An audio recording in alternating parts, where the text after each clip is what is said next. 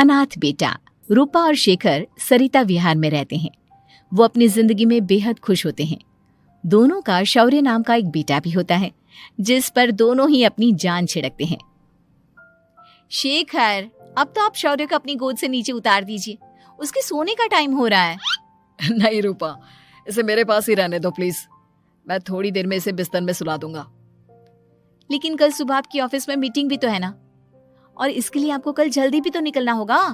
जाइए, आप भी जाकर सो जाइए। क्या यार, अभी तो मेरी गोद में आया था मेरा बेटा और तुम उसे लेकर जा रही हो। बाद में कर लेना अपने बेटे से प्यार, अभी जाकर सो जाइए। रूपा शेखर से शौर्य को ले रही होती है कि तभी शौर्य रोने लगता है। शौर्य को रोता देखकर रूपा उसे फिर से शेखर को थमा देती है। आपका बेटा ना एक नंबर का नौटंकी है, बिल्कुल आप पर गया है वो। साफ बोलो ना, तुम्हें जलन होती है हम दोनों बाप बेटे का प्यार देखकर। पहले बड़ा तो होने दो तुम शौर्य को, फिर देखना वो सबसे ज्यादा मुझे ही प्यार करेगा। देखते हैं। ऐसे ही दिन बीतते चले जाते हैं और एक दिन कैंसर की बीमारी के चलते रूपा की मौत हो जाती है। अब शौर्य 3 साल का हो चुका होता है, जिसके कारण उसकी दादी शेखर पर दूसरी शादी का दबाव बनाने लगती है। शेखर, शौर्य अभी बहुत छोटा है और उसे इस समय एक माँ के प्यार की बहुत जरूरत है। माँ, मुझे दूसरी शादी नहीं करनी। क्या पता जो दूसरी औरत आएगी वो मेरे बेटे को एक माँ का प्यार दे या ना दे। तो रूपा की छोटी बहन वैशाली से ही शादी क्यों नहीं कर लेता? वो तो शौर्य को एक माँ का प्यार पूरा दे सकती है ना। मैंने कहा ना माँ, मुझे दूसरी शादी नहीं करनी, और अपनी ही पत्नी की बहन से तो हरगिज नहीं। ऊपर से अगर रूपा देख रही होगी तो वो क्या सोचेगी? अपने लिए ना सही, लेकिन तुझे शौर्य के लिए तो शादी करनी ही पड़ेगी ना बेटा। शेखर कुछ कहता उससे पहले ही अंजुमन उसे रूपा की कसम दे देती है, जिसके आगे मजबूर होकर शेखर शादी के लिए हामी भर देता है। देखो वैशाली, मैंने तुमसे शादी सिर्फ अपने बच्चे के लिए की है। मैं चाहता हूं कि तुम उसे एक माँ का भरपूर प्यार दो। शौर्य, आपके साथ साथ मेरा भी कुछ लगता है। अगर आप मुझसे शादी नहीं भी करते तब भी मेरा प्यार शौर्य के लिए कभी कम या ज्यादा नहीं होता। शादी के कुछ दिनों बाद ही शेखर की माँ की भी मौत हो जाती है। वैशाली शौर्य को एक माँ से भी बढ़कर प्यार देती है। शौर्य को लेकर वैशाली का यूं निस्वार्थ प्यार देखकर शेखर को भी उससे प्यार हो जाता है और कुछ सालों बाद शेखर और वैशाली का भी लड़का हो जाता है। लेकिन इसके बाद वैशाली का शौर्य को लेकर बर्ताव बदलने लगता है।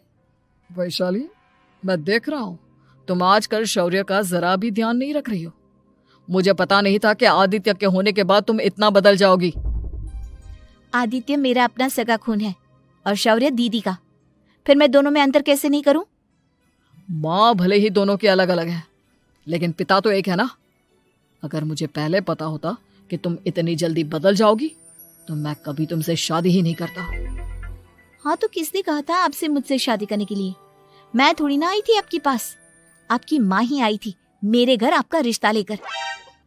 वैशाली, मुझे तुमसे ऐसी उम्मीद नहीं थी। गुस्से में शेखर अपना पैर पटकता हुआ शौर्य को वहां से लेकर चला जाता है। पापा, मम्मा मुझसे प्यार क्यों नहीं करती? क्या मैं उनका सगा बेटा नहीं हूँ इसलिए मुझसे प्यार नहीं करती?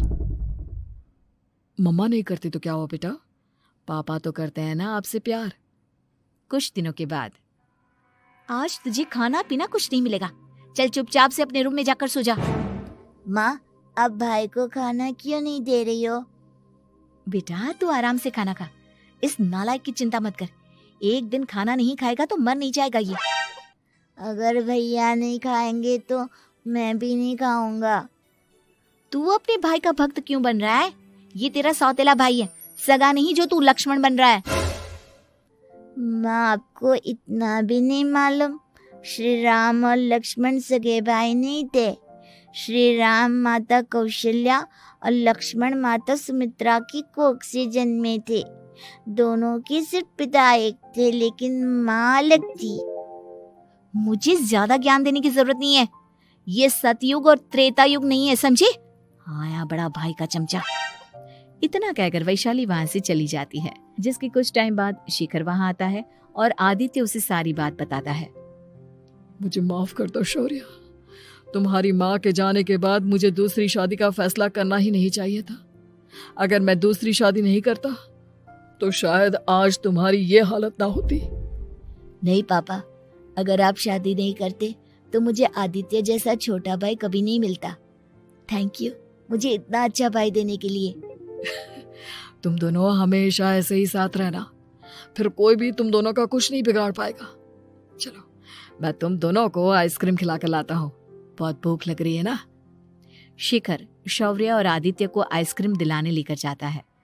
वो दोनों को पार्क में खड़ा करके आइसक्रीम लेने जा ही रहा होता है, तभी तेज रफ्तार से आती हुई एक गाड़ी उसे कुचल देती है और उसी पल शेखर की मौत हो जाती है, जिसके बाद शौर्य की जिंदगी नर्क से भी बदतर हो जाती है। सुन रे चिरकुट, इस घर के किसी भी सामान को मेरी मर्जी के बगैर हाथ मत लगाना।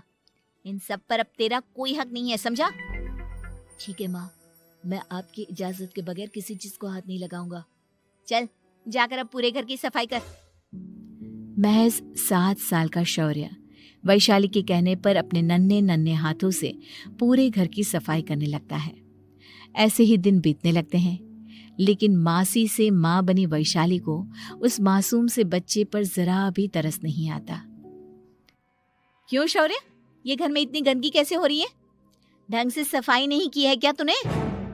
माँ मैंने तो अच्छे से सफाई की थी, लेकिन आदित्य बार बार इधर उधर चलकर गंदा कर देता है। अच्छा, खुद से एक काम ढंग से नहीं होता और अपनी गलतियों का जिम्मेदार मेरे बेटे को ठहराता है। इतना कहकर वैशाली बांस का डंडा उठाकर शौर्य को जोर जोर से मारने लगती है। तभी वहां वैशाली के मायके वाले भी आ जाते हैं और उसकी सारी करतूतें देख लेते हैं। माँ मैं ऐसा क्या करूं जिससे आप मुझे भी आदित्य के जितना प्यार करोगी? बोलिए ना माँ, मेरे क्या करने से आपके अंदर मेरे लिए ममता जागेगी? वैशाली शौर्य की एक नहीं सुनती, उसके ऊपर डंडे बरसाती जाती है। हद पार होते देख वैशाली की माँ उसका हाथ पकड़ती है और जोर से उसे थप्पड़ मारती है। यही सब करने के लिए तूने दामाद जी से शादी की थी? हमने सपने में भी तुझसे ऐसी हरकत की उम्मीद नहीं की थी। तू माँ नहीं, माँ के नाम पर एक धब्बा है। बस कीजिए माँ, आदित्य के इस दुनिया में आने से पहले मैंने इसे बहुत प्यार किया था, लेकिन अब जब मेरी खुद की औलाद है तो मैं किसी और के बच्चे से प्यार क्यों करूं? अरे नालायक औरत, जिसे तू किसी और का बच्चा कह रही है वो तेरी खुद की सगी बहन का बच्चा है। बहन है तो क्या हुआ, मेरे अपने बच्चे से बढ़कर तो नहीं हो सकता ना ये कभी। अगर यही बात थी तो तू हमें पहले बता देती, हम शौर्य को अपने साथ ले जाते। उसे इस तरह प्रताड़ित करने की क्या जरूरत थी? अगर आपको लेकर जाना है ना तो ले जाइए इसे, मैं नहीं रोकूंगी। नहीं माँ, मुझे कहीं नहीं जाना, मुझे आपके साथ ही रहना है। मैं तेरी कोई माँ बाबा नहीं हूँ, तेरी माँ मर चुकी है, समझा? अब निकल जा मेरे घर से।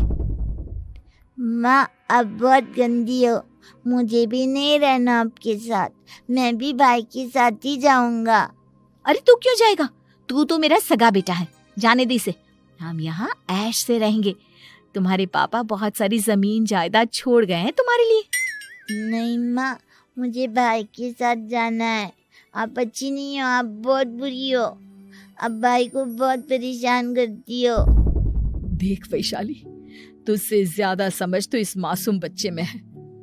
ये तेरे बुरे कर्मों का ही नतीजा है, जो आज तेरी सगी औलाद खुद से तुझे ठुकरा रही है। आदित्य, तुझे इस शौर्य ने भड़काया है ना मेरे खिलाफ? नहीं माँ, मुझे किसी ने भड़काया नहीं, पर मैं सब देखता हूँ, सब समझता हूँ। भाई बहुत अच्छा है, वो आपकी जैसा नहीं है। चलिए नानी।